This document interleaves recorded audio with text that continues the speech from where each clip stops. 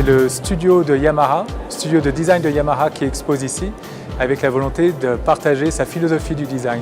Donc c'est une démarche très académique et pas du tout une démarche commerciale.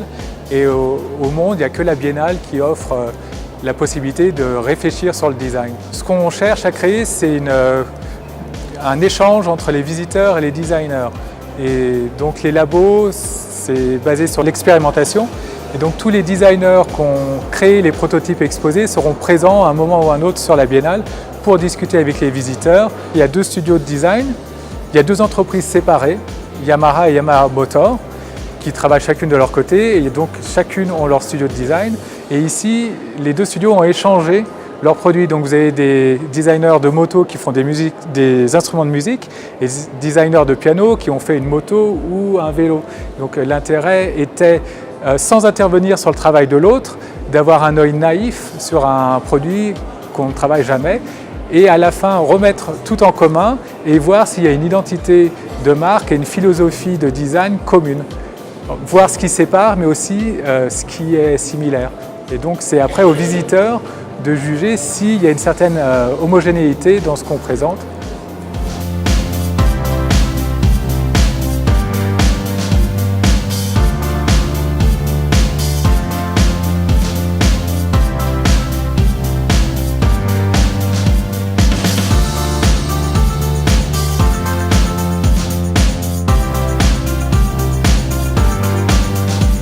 La CCI est depuis très longtemps un des partenaires de la Biennale parce que le design c'est un formidable levier de développement et d'innovation pour les entreprises.